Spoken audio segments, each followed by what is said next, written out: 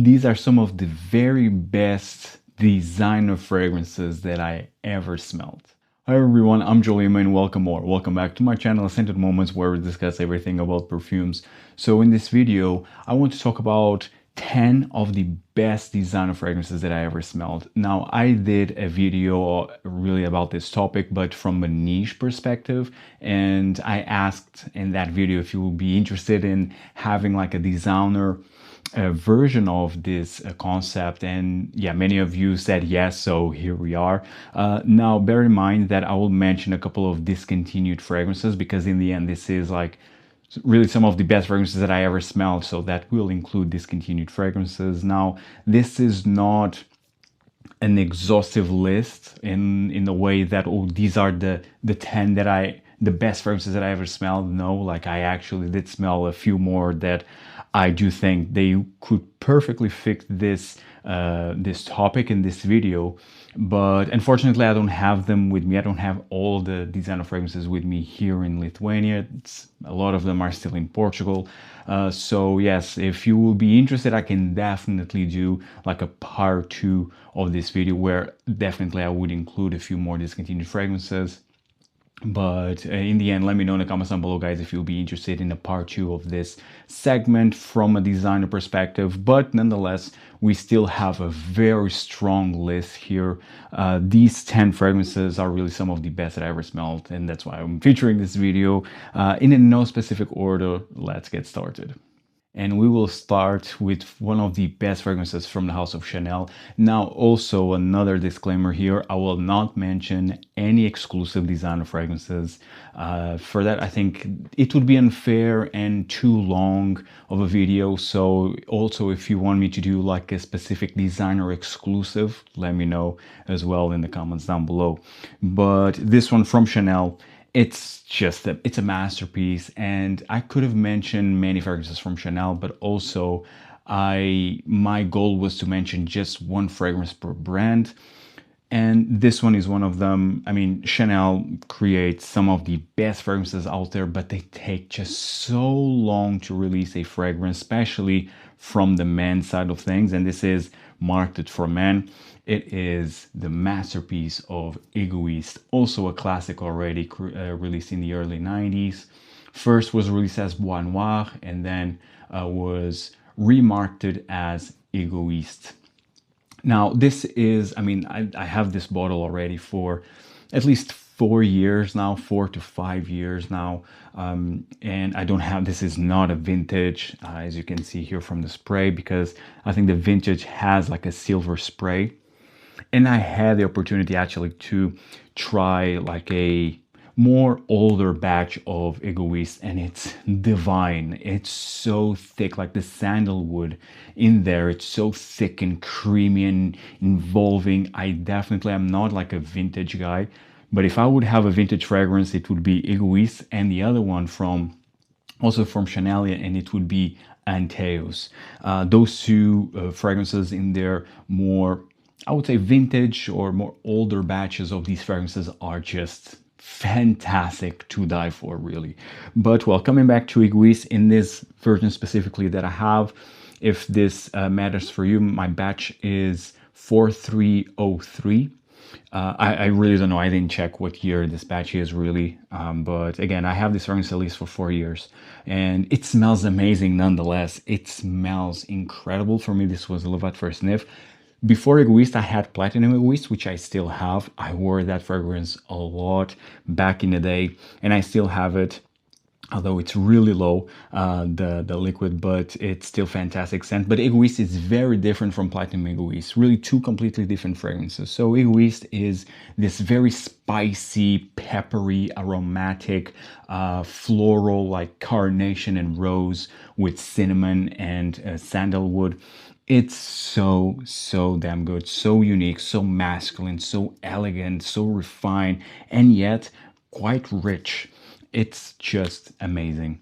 Lately, I've been enjoying a lot of Antaeus by Chanel, but smell-wise, scent-wise, I would say that I slightly do prefer Egoiste, but also because I have Egoiste for a longer time than Antaeus. So I also have a lot of memories attached to Antaeus, but to Egoiste, But yes, Egoiste starting off this list, really one of the best, very best fragrances that I ever smelled. But again, I could have included other fragrances from Chanel, and that's why I could really do a part two of this segment. But well, Egoiste still a masterpiece of perfume. And the next fragrance from the house of Hermès, I mean, again, another house that I could mention quite a few fragrances from Terre d'Hermès, Voyage, and the Elixir de Merveille, like the Eau de Merveille line as well, brilliant. The Jardin line is brilliant. I mean, so many fragrances that they have that are really fantastic scents, but ultimately, and also they have the classic like Eau d'Hermès, Rocabar, and so on. But this one for me, I do believe that it is my favorite Hermès fragrance in the more mainstream. And although it's not a very mainstream fragrance, but it's still my favorite. Let's call it still within the mainstream line of Hermès, and this one is Bel Ami Vetiver. This was love at first sniff for me. I just adore this. I cherish this one so much. This was rumored to be discontinued, although I don't think it is. Bel Ami Vetiver is this beautiful, leathery, woody, sheep-like perfume. Tons of leather, like very dry and very earthy, grassy, a bit green, definitely a bit green because in the end because of the vetiver, but overall this is a very, very dry fragrance. But the leather is so beautiful in here. Of course, this is a flanker of the classic Bel Ami. But again, Bel Ami, and as much as I love Bel Ami as well, although I don't have it, but the original formulation of Bel Ami is not as good as the previous ones, which I had the opportunity to try in the shaker bottle, and it's beautiful. It's really magical, to be honest. And so Bel Ami, although still great, but doesn't live up to what once was. And for me, Bel Ami Vetiver, although being different from Bel Ami, but it's definitely a standout, and it's really, for me, I would say, personally, in my opinion, it's the best Hermès in their mainstream fragrances.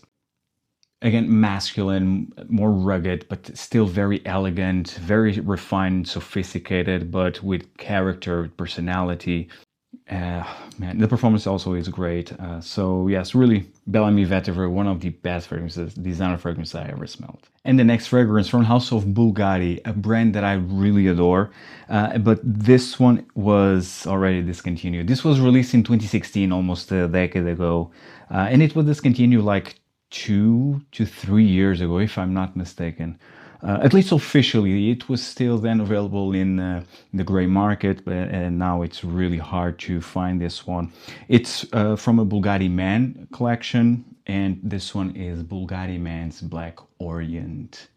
I would say that this is part of the Bvlgari Man in Black collection, and this is a parfum, so this is technically their first parfum concentration of the Bvlgari Man in Black, which I call just Bvlgari Man Black Orient. And I would say that this is so much better than the now current Bvlgari's Man in Black Parfum, which was released last year, if I'm not mistaken. Although it's a great scent and more true to the original Bvlgari's Man in Black. I have the original, I love it. It's very similar, it has similarities with Victor and Rolf Spice Bomb, but I would say more sophisticated, I would say more dark and mysterious. But it shares the same DNA in terms of the pink pepper, like the spices overall, but it also has a booziness, it's quite leathery, and it has a bit of a tobacco as well, just like the Spice Bomb by Victor and Rolf. But I would say that the Bvlgari Man in Black is again more dark, a bit more mature, I would say a bit more mature and a bit more mysterious. The parfum, the current parfum, the Bvlgari Man in Black parfum, is more true to the scent profile of the original, meaning it's definitely a more thick, rich version of the original Bvlgari's Man in Black. For me, the main issue, and it's really mind-blowing, is like the performance doesn't last that long, and it's really mind-blowing how come an extrait doesn't last. So that's really the biggest turned of this perfume. And with this one, you don't have any issues with performance. But it's not just performance. Scent-wise, although it definitely has similarities with the original Bvlgari's Men in Black, but it's deeper, richer, and it's more complex. And because this one has a note of oud in here, you have also a bit of rum. They call it aged rum. They also have spices, leather.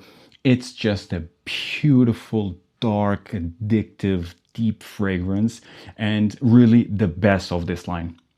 The best Bvlgari Man, I'll call it Bvlgari Man in Black line. This is the best. It's really a leather oud fragrance with spices, mainly pink pepper and rum. Beautiful, beautiful scent. You also have a bit of cardamom in here. I'll even spray a bit. I mean, just to remind myself. It's been a while since I wore this one. Oh, but it's so good. Yeah, it's really good. Yeah, the rum right away hits you. Very boozy, but also very incensey. Yeah, very incensey, very smoky, spicy. And then, of course, more in the dry down, you will get a bit of more, and it's not like a natural smelling wood, it's more of a dark, woodsy, resinous nuance, but it's glorious with leather. Beautiful scent. I love this one. Definitely the best from this line from Bvlgari, but of course, like everything, it was discontinued. Created by Alberto Morillas. This one is Bvlgari Man Black Orient. And the next fragrance from the house of Cartier. This was love at first sniff, so much so that I bought it immediately the moment I smelled it at a duty-free airport. I believe it was in Poland. I think it was in Warsaw. And yes, when I tried this one, it was just like love at first sniff. This was already years ago. But yeah, it's one that I believe it's, if not the best, one of the best from Cartier. And this one is Mousse de Cartier Parfum. Very underrated. I mean, I believe this is still around, but hard to get. I think it's the current state of this perfume specifically. This is, I believe this is officially marked for women, but honestly, all fragrances are unisex, and you just really need to experience the fragrance for yourself and then see if you enjoy or not, is within your taste or not. For me, it is. This was released in 1981, so it's already quite old perfume. But this for me still smells very modern. This is all about galbanum and vanilla. For me are the two main notes in here, with a bit of a mandarin orange, a bit of a rose lingering around, and a bit of narcissus in here as well. But for me, it's more about the galbanum, the vanilla, and a bit of this mandarin orange quality in here. You also have a bit of neroli, dare I say. It has a bit of a neroli quality, a bit of a sparkly soapiness, but very mild. This in the end is a very deep fragrance and very thick green vanilla type of perfume with the orange, and it's beautiful. It's so good.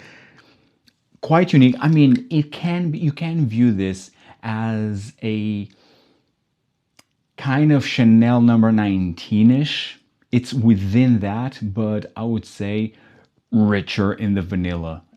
It's just an ambery, and it has like this ambery quality. Wow, this fragrance is so intoxicating and cozy at the same time.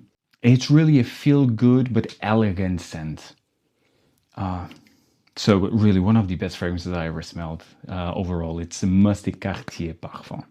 The next fragrance is the cheapest fragrance of this list, and I mean, price here is not a factor. It's really what I consider to be the best, regardless of the price. Although you always need to consider, but more in the niche side of things, you always need to consider price because it gives you context of the fragrance.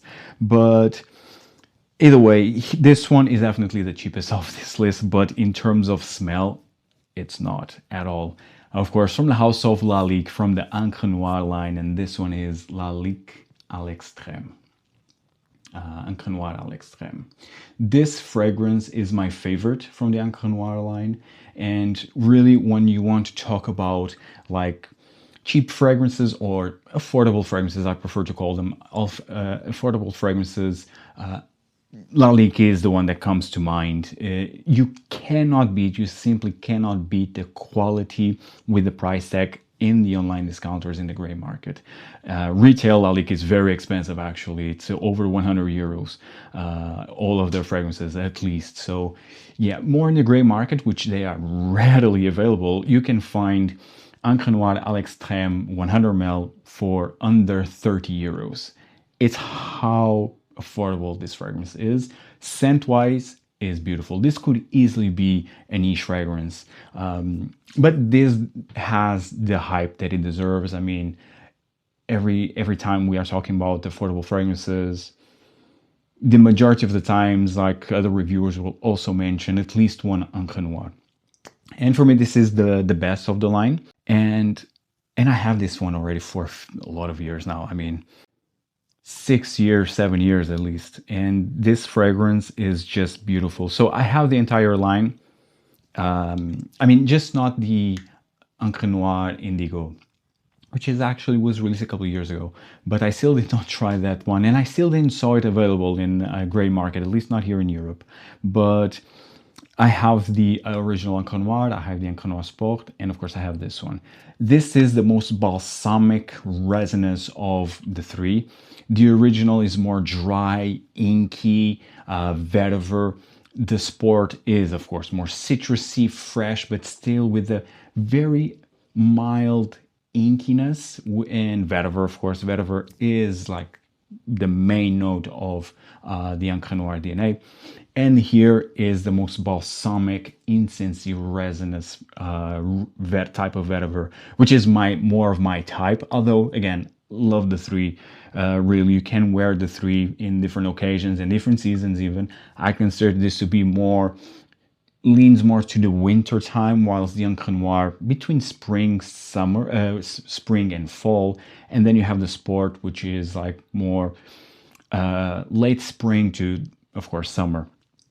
And Encre Noire à l'extrême is so good. It's really a beautiful, dry, balsamic incense, a bit resinous. You have a bit of an LME resin in here with vetiver. It's so mysterious, dark, rugged, masculine. That really, if this would cost 200 euros, yeah, I would definitely say, yeah, I get it, totally get it. So it's that good.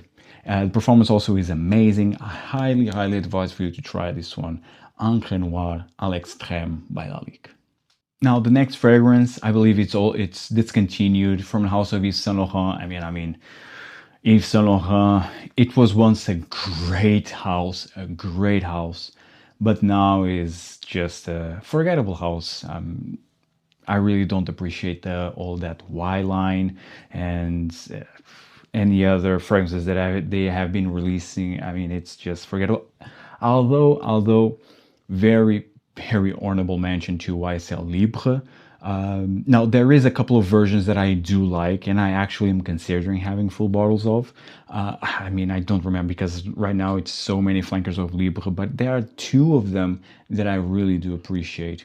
But aside that, I mean, it's been just a desert in terms of quality. It's really a shame. But coming back to this fragrance, unfortunately discontinued, released in 1995. This is Opium pour Homme Eau de Parfum. And this is the 50 ml, if I'm not mistaken. Yeah, this is a 50 ml, and it's a beautiful scent. This was love at first sniff. Actually, I bought this retail. It was actually still back then a nice discounted price. And I already have this for a few years now. And seriously, this, again, love at first sniff. I just have the Eau de Parfum. You also have the Eau de Toilette. I do believe the Eau de Toilette is more available than the Eau de Parfum. But either way, Opium pour Homme, just brilliant. It has this black currant, this star anise, vanilla, and amber. It's brilliant. Brilliant fragrance.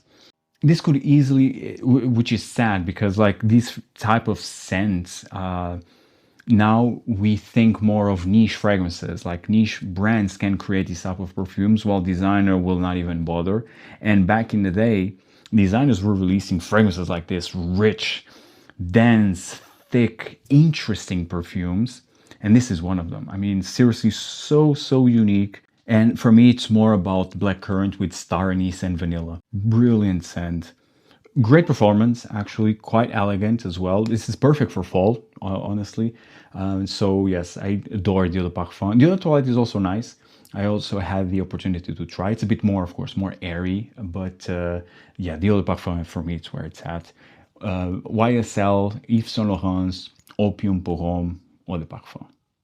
Now, the next fragrance from the house of Christian Dior. This was not easy because, I mean, I love the entire Dior Homme line. I love Fahrenheit Le Parfum. I love Eau Sauvage Parfum. So it's definitely, and I love the original Eau Sauvage. So it was not easy to pick one. And again, it was hard. So again, if you'll be interested, I can definitely do a part 2 of this subject. But I need to mention this one because ultimately is the fragrance that I have a backup bottle of, and I'm not a backup bottle type of guy, but I do have a backup bottle of this one. And it was, I believe this was my very first introduction to this line, if I'm not mistaken. It was not even the original, it was this one. I mean, it's Dior Homme Parfum. And I will consider this to be discontinued, although you still have a Dior Homme Parfum available, which was released earlier this year, later last year, but it's a completely different fragrance. I mean, it's really nothing like this formula. So it's really, in the end, very different perfume. So I would just consider this to be discontinued and hard to find.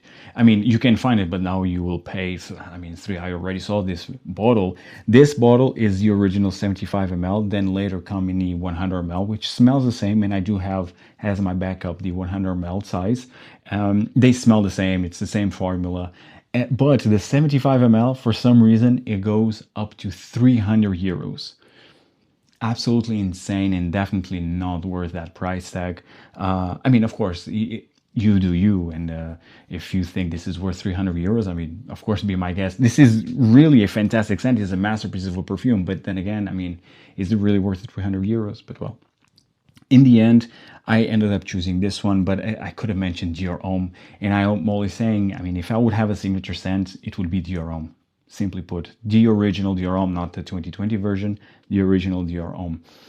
You still have Dior Homme in tons, and in its, I mean, proper shape, in its proper sense, although it's rumored that France Crochon will also do some tweaks in that sense, so I really don't know what's going on there, but they definitely ruined this line. A masterpiece of a line, unfortunately, but yeah, Dior Homme Parfum in this original formula, it's just, it is a niche perfume in a designer bottle.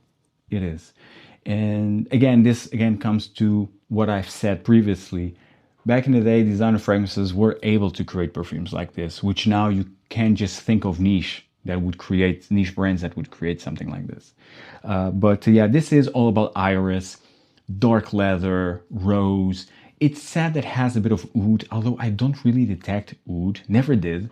But there is definitely a dark resinous, like dark woodsy facet in here, and it's just brilliant. I love this one.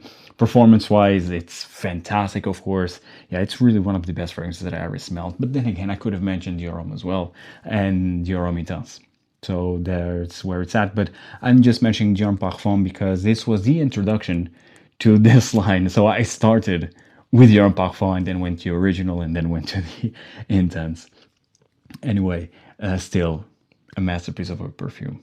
Next fragrance from House of Guerlain, and I mean, whether you consider Guerlain designer or niche, I mean, it's a debate that we can have, but I will just consider Guerlain as a designer just because, for the sake of this video, just because, I mean, they are readily available everywhere. I mean, they have amazing distribution, and the fragrances, again, are just widely available.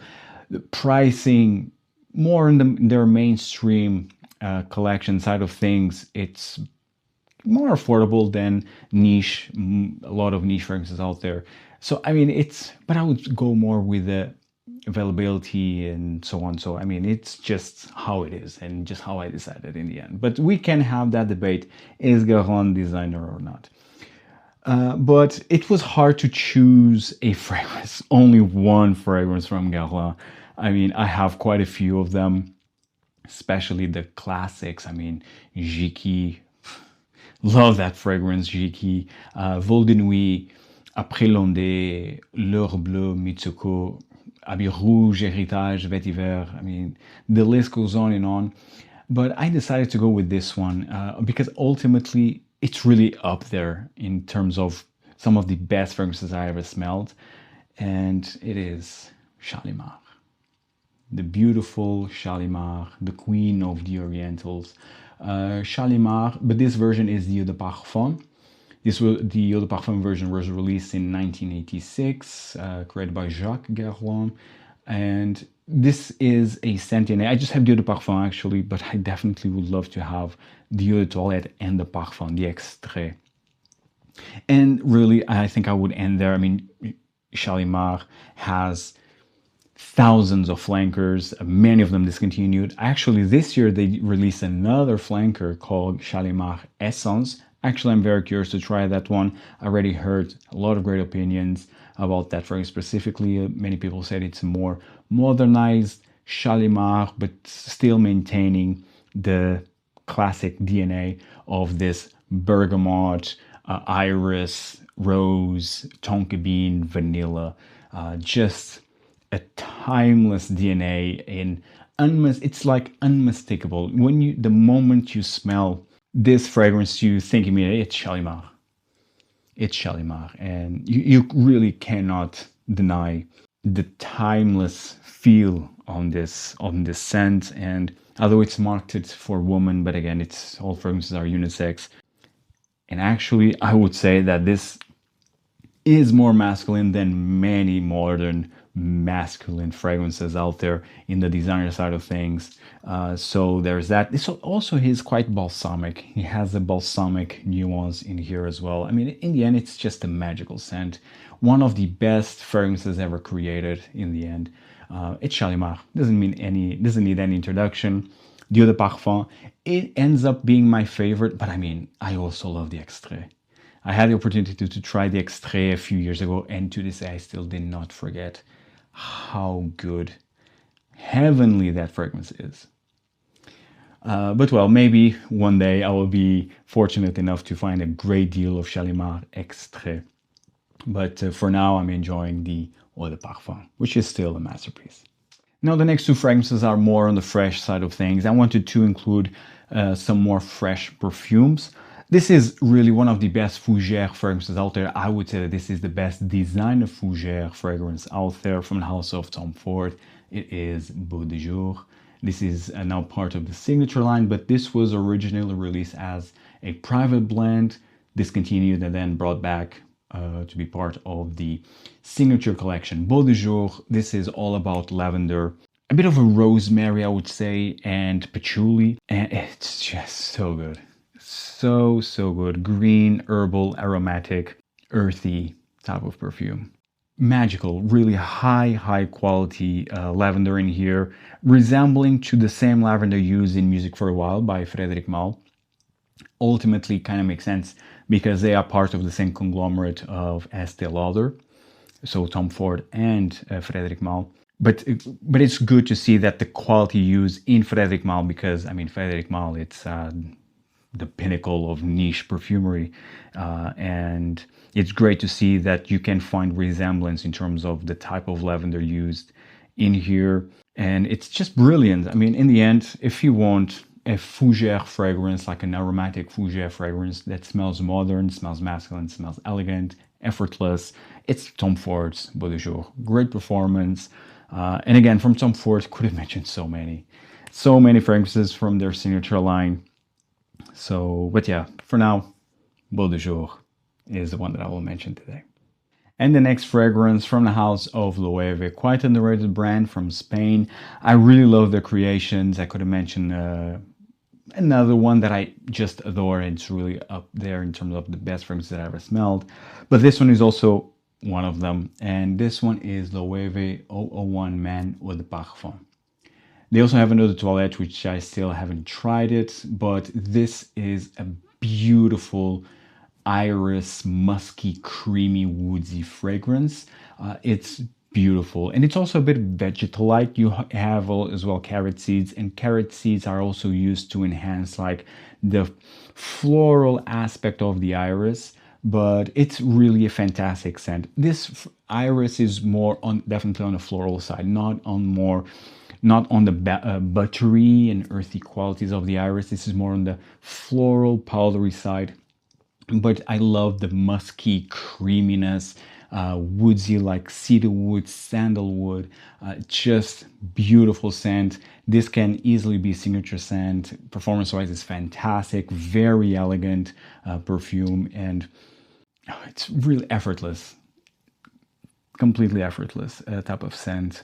Yeah, fantastic. Highly advised to try this one, Loewe 001 Man Eau de Parfum. Finishing this video, guys, let me know in the comments down below again if you love to see a part 2 of this segment designer wise, and if you find value in this video, hit the like button, subscribe, check out all the fragrance content that I have available. Also, let me know in the comments down below what are some of the best designer fragrances that you ever smelled, and see you in the next one. Take care, guys. Ciao.